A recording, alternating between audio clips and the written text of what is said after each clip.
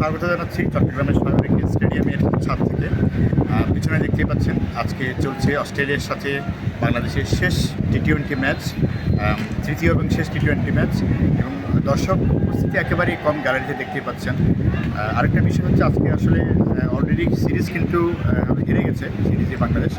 আজকে শেষ ম্যাচে হয়তো হোয়াইট ওয়াশ এড়ানোর জন্যেই আজকে চেষ্টা ছিল, তবে যে হারে ব্যাটিং বিপর্যয় আমার মনে হয় আজকে হোয়াইট ওয়াশ এড়ানোটা অনেকটা কঠিন হয়ে যাবে।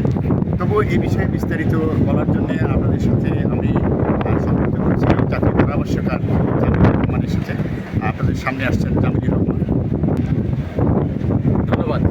আসলে বাংলাদেশ দলের এই ম্যাচটা ছিল ম্যাচটা সঞ্জীবনীয় শক্তি ফিরে পাওয়ার একটা ম্যাচ, কারণ প্রথম দুই ম্যাচ হেরে বাংলাদেশ দল ইতিমধ্যে সিরিজ হাতছাড়া করে ফেলেছে এবং আজকের ম্যাচটা যদি বাংলাদেশ দল জয়লাভ করতে পারে তাহলে সেক্ষেত্রে বাংলাদেশ দলের জন্য একটা সঞ্জীবনী শক্তি ফিরে পাওয়ার ম্যাচ হবে, কারণ সফলতা পরের যে নেক্সট টি-20গুলো আছে সেই টি-20তে তারা জয়ের মোমেন্টাম ক্যারি করার একটা পেতে পারে। সেই ধরনের একটা সম্ভাবনাময় নিয়েই বাংলাদেশ দল আজকে টসে জয়লাভ করে প্রথমে ব্যাট করতে নেমে একের পর এক ব্যাটিং বিপর্যয়, উইকেটের পতন, 6 রানে প্রথম উইকেট, 7 রানে দ্বিতীয় উইকেট, এভাবে ধারাবাহিকভাবে উইকেটের পতন ঘটেছে। 7টা উইকেট কিন্তু ইতিমধ্যেই বাংলাদেশ দল তারা হারিয়েছে।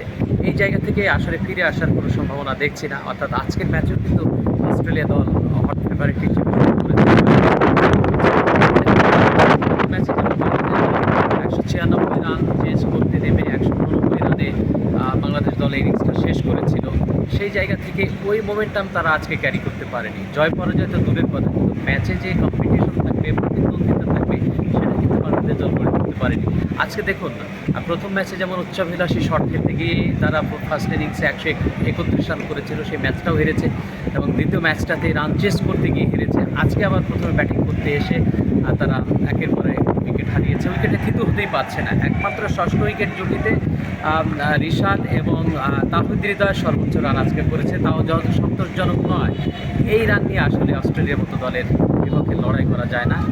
আমার মনে হয় যে টি-20 সিরিজটা বাংলাদেশের খুবই ব্যাড লাক এবং ব্যর্থতা দিয়ে শেষ হলো। জানি না এই ব্যর্থতা কবে ঘুচতে পারবে, নেক্সট কোন সিরিজের টি-20 ম্যাচে, সেদিকে আমাদের চেয়ে থাকতে হচ্ছে।